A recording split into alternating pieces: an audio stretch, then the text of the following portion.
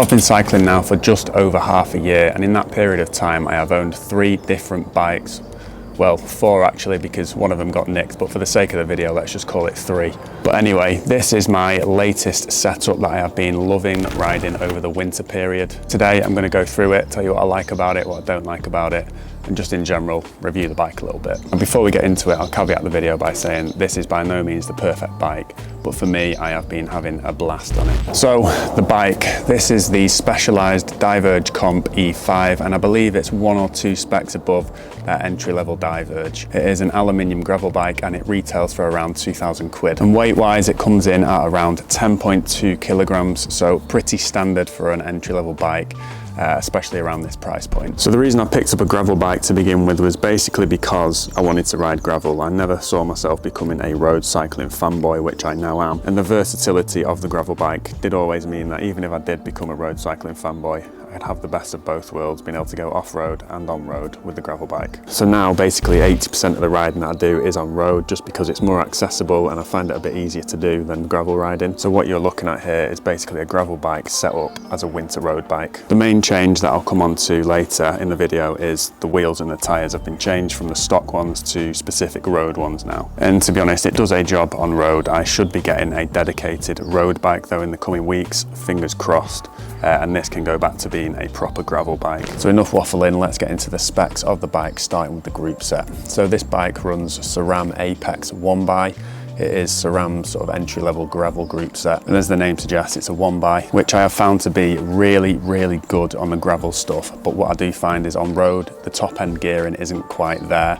So when I'm out with road cyclists on specific road bikes, they can drop me pretty easily because at the top-end speed, I just don't have much. I can't pedal fast enough to gain any more speed when I'm above like 30, 40 kilometers an hour. And another thing to note is weirdly that on road, I find the chain drops quite a lot. So I have installed a chain catcher to try and mitigate that basically. So overall, the Groupset is good for gravel, and you can get by on road. It's just not ideal with the 1x setup. I would prefer a 2x setup with more gearing in the top end. It also has hydraulic disc brakes, which I've found to be an enormous upgrade from mechanical disc brakes. I've never tried rim brakes, so I can't comment on that, but the hydraulic disc brakes make me feel a lot more comfortable and provide a much more stopping power, especially when going down the hills. So one of the main differences between this spec of the Diverge compared to the base level model is the FutureShock 1.5 technology that it has installed in the stem of the handlebar. So this is basically a suspension technology that Specialized used in the stem of the handlebars that dampens the ride when you go over the rough stuff. Now just let me get my notes out for this one.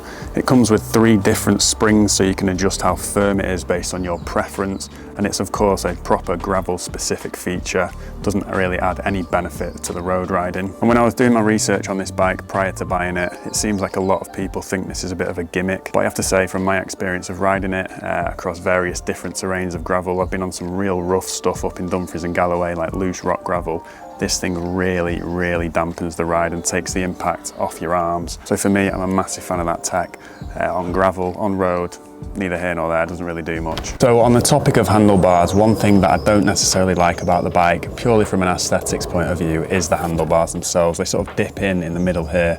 I just don't think it looks as clean as a flat bar, but otherwise they're really sturdy. So they are gravel specific bars again, 44 centimeters wide, and they have some kind of flare as well, just to help with stability on the rough stuff, and they do a good job on that. I would take preference to a slightly narrower bar though, considering the majority of the riding that I do is on road. So moving on to the only upgrade I have made on the bike so far, and that is the wheels and the tyres.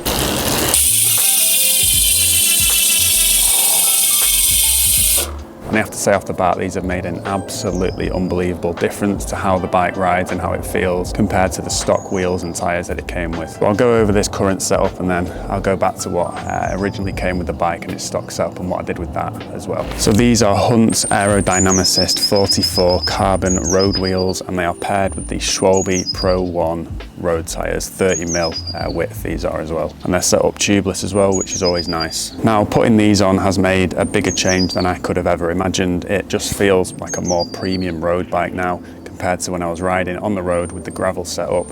it was a bit sort of clunky. It just didn't feel ideal really. And I really quite like the 30mm width on the tyres. It isn't too thin where I feel unstable on the road, but it isn't too fat where it feels slow and sluggish. And they have reduced the weight drastically on the bike, which again helps with how it feels, the speed and that kind of thing. Now the stock wheels that the bike came with are the Axis Elite. These are aluminium gravel wheels, I think by Specialized, and they come as stock with 38mm Pathfinders, but I upgraded these to 45mm Pinarello Cinturato gravel M's, which were top tyres on the gravel stuff. Absolutely bulletproof. The bike also has massive clearance. I think you can fit up to 47mm tyres on this if you want. The biggest I've gone is 45 and they were sound. No issues at all. Back to the wheels. I have had too many issues with these wheels to say that I can recommend them or that they are good wheels.